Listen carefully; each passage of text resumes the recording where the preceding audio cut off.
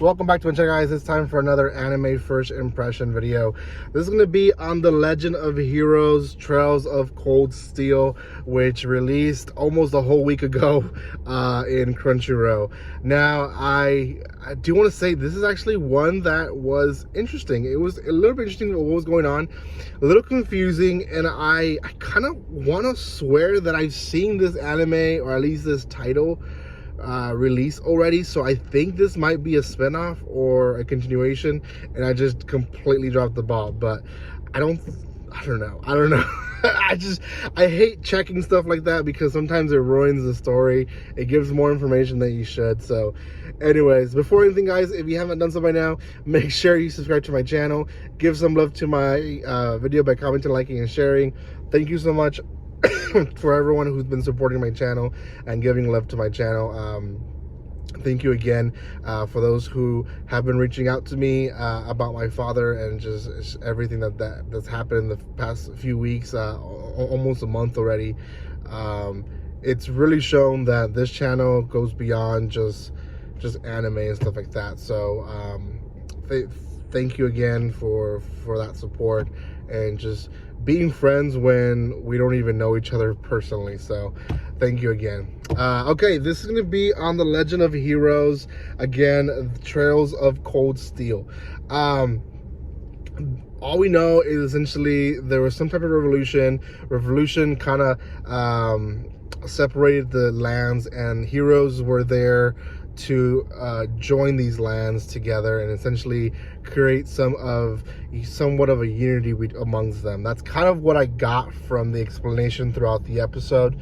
And then a second revolution happens essentially at the end of the episode. But before we get to that, the first part is basically soldiers traveling to get to a land, and essentially these soldiers are they're being used to patrol and to make sure that there is no monsters in the areas. And when they get to the place, there's a lot of interaction in the beginning with them, but when they get to the place, one thing that's very I guess that pops up to the viewer is that as they're relaxing, people come up to them and they're like, hey, we know this is your break, but there's been monsters, there's been rumors, there's been like all this stuff going on that other places haven't had enough protection, people have been attacked, like what are you guys doing about this? Like, are you guys gonna be able to help us, or if a monster attacks, are we gonna end up being hurt, so on and so forth?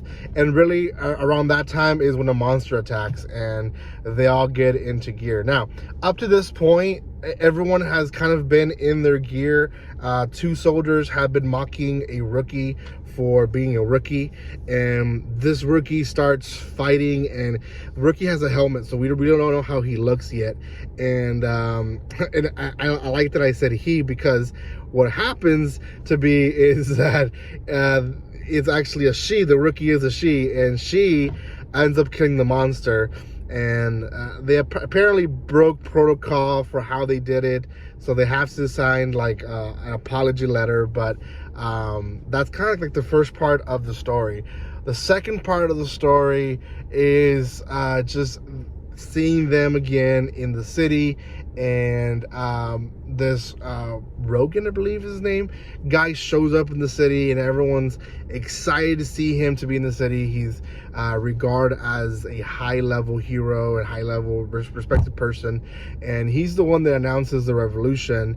And essentially our protagonist, who I believe is her protagonist, she is in shock of what is happening, because what it sounds like, because he says all the heroes have been defeated for the exception of one.